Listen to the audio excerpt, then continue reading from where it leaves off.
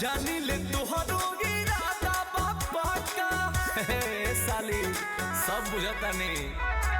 होली में साली हो मारे लुधाका जानी ले तुहरो इरादा बाबा का कहे उल्टे लहड़ गइला दीदिया के छोड़ी जीजा हमारे पपड़ गइला आके ससुराल में बिगाड़ गइला ए जीजा हो आके ससुराल में बिगाड़ गइला।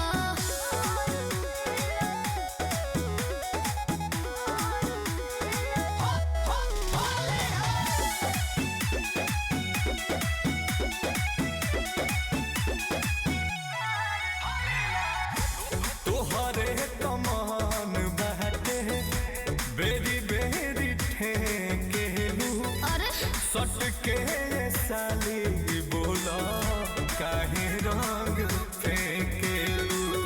ठीक कर तनी अरे रे लागे समझ दे बाफार हमार जीजा सिवा के कोडला पुकार हमार जीजा कहलू हद से बढ़ गइला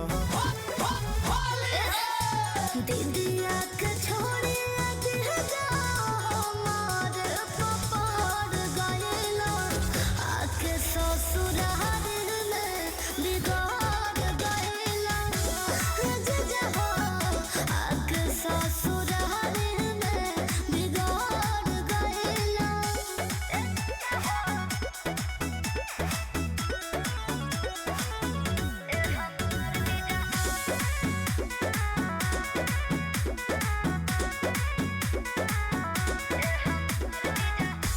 प्यार के पकौड़ी में डाल दो न बेरी